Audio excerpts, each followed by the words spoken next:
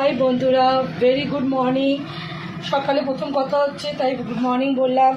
বন্ধুরা, আজকে হবে মাদার্স ডে স্পেশাল, বাচ্চাদের প্রিয়, তার বাবারও প্রিয়, আমারও প্রিয়। কিন্তু বাচ্চারা যেহেতু আজ একটু ভালো মন্দ খাক, বাবা হয়তো হোটেলে খেতে নিয়ে যেত, কিন্তু সম্ভব নয়, যেহেতু অফিস আছে, এক্ষুনি বেরিয়ে যাবে। তাই কি হবে, বাড়িতে আমাদের আজকে চিলি চিকেন হবে। তো শুরু করলাম চিলি চিকেন, আমার বাচ্চাদের প্রিয়। প্রত্যেক মাকে আমার তরফ থেকে অনেক ভালোবাসা। যেসব মায়েরা আমার থেকে বড় আছো, যেসব মা কাকিমা, তোমাদেরকে প্রণাম। আর যারা আমাদের বয়সী, তাদের অনেক ভালোবাসা। Happy mother's day all of you. আমরা পারি আমাদের সন্তানদের সুন্দর ভবিষ্যৎ দিতে। তো সবাইকে ভালোবাসা জানালাম আর শুরু করে দিলাম আমার আজকের বাচ্চাদের প্রিয় চিলি চিকেন।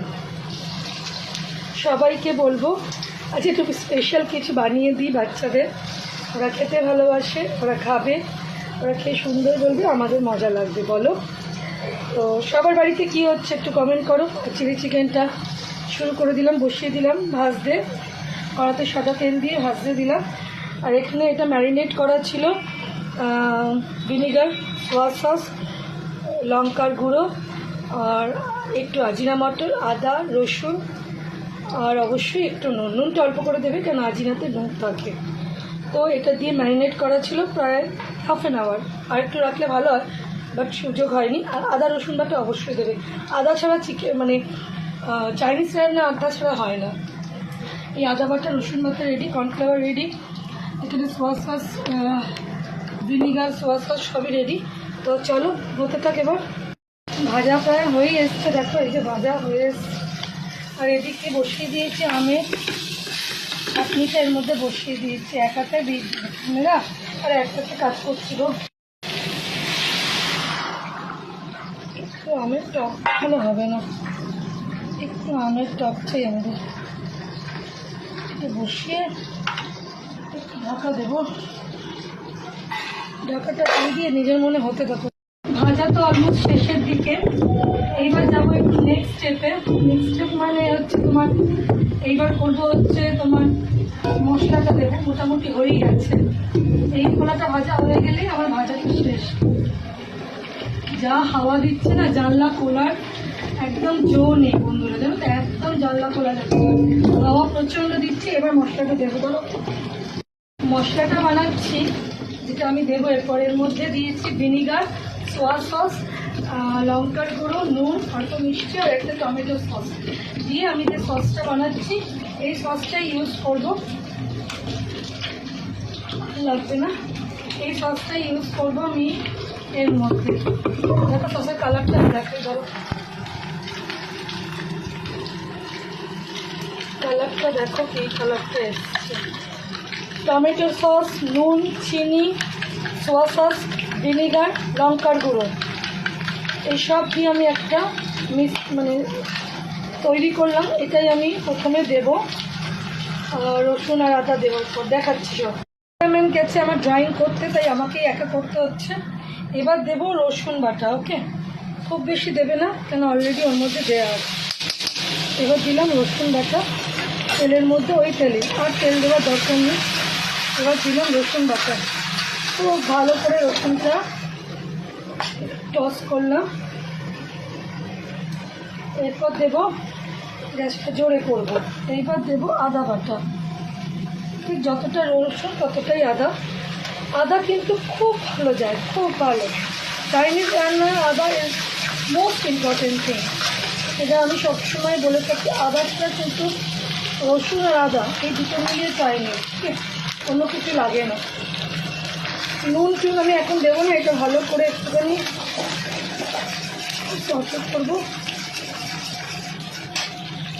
দেখো কতক্ষণ ধরে আমি ভাজছি, এখনও ঠিকঠাক করে ভাজাটা হয়নি। প্রচুর সময় ধরে আমি এটাকে রেডি করছি, তবে টেস্ট হবে বন্ধুরা। এইবার রসুন আর আদাটা ভাজা ভাজা হয়ে এসছে, কেন আদাটা ছিট খাচ্ছে মানে ভাজা হয়ে গেছে। এইবার যে সসটা বানিয়েছিলাম, এইটা পুরোটা ঢেলে দেবে। ঢেলে দিয়ে এখান থেকে যে চিকেনগুলো আছে সেগুলো দেবে। ওকে, দিয়ে এবার এর সাথে নাড়বে।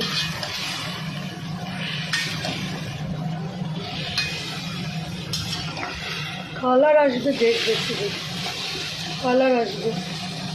দিলে তো 5 মিনিট জাস্ট নাড়া হবে। 5 মিনিটও বেশি বলে ফেললাম। ওই চিকেন যেটার মধ্যে ম্যারিনেট করা ছিল ওই জলটা, ওই পাত্রেরই একটু জল নিয়ে নিলাম, নিয়ে ওর মধ্যে আমি অ্যারারুট বলছি, সরি, কর্নফ্লাওয়ারটা আমি ওর মধ্যে দিয়ে দিলাম। আমি এই কর্নফ্লাওয়ার 1 কেজির আনি, ভীষণ ভালো কোয়ালিটি। এর মধ্যে দেব আমি আজিনামোটো। খুব বেশি দেবে না, খুব বেশি দেওয়ার দরকার নেই। একটা হাতে করছি তো ভিডিও, আর একটা হাতে দিচ্ছি, ওই জন্য একটু অসুবিধা তো হচ্ছেই, বিকজ আমার ক্যামেরাম্যান নেই, আর বড় ছেলে আর মেয়ে ওরাও করতে গেছে, কাউকে বলতে পারবো না, তো আমি একাই করে যাই। তো এবার আজিনামোটোটা দিলাম। আমি ওপর থেকে পেঁয়াজ আর ক্যাপসিকাম যেটা ফুটে রেখেছিলাম ওইটা দিলাম, দিয়ে একটু নাড়াচাড়া করি। নুনটা কম দেবে, কেন সোয়াতে নুন আছে, আর ঝালটা লাগে আর একটু দিয়ে দেবে, কেন ঝালটা পরে বসে যাবে। আমি কাঁচা লঙ্কা ঝাল একটু পরে দেব। এইবার আমি এই জলটা এর মধ্যে দিয়ে দেব, এই কর্নফ্লাওয়ারের জলটা আমি এর মধ্যে দিয়ে দেব। এর সাথে দিয়ে দেব কাঁচা লঙ্কা, যেহেতু আমার ঝালটা কম লেগেছে, দিয়ে আমি এটা নাড়ব। কারোর মনে হলে এই অবস্থা একটু শুকনো লঙ্কা দিতে পারো। তো হয়ে গেল আমার ড্রাই চিলি চিকেন। এটা ড্রাই হচ্ছে, কিন্তু এর মধ্যে একদম খুব একটা গ্রেভি রাখবো না।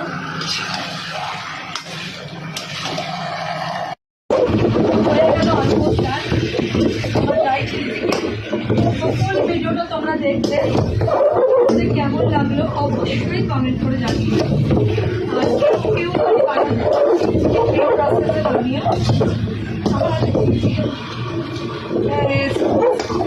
আমার ভালো লাগে একবার খেয়ে দেখতে হবে।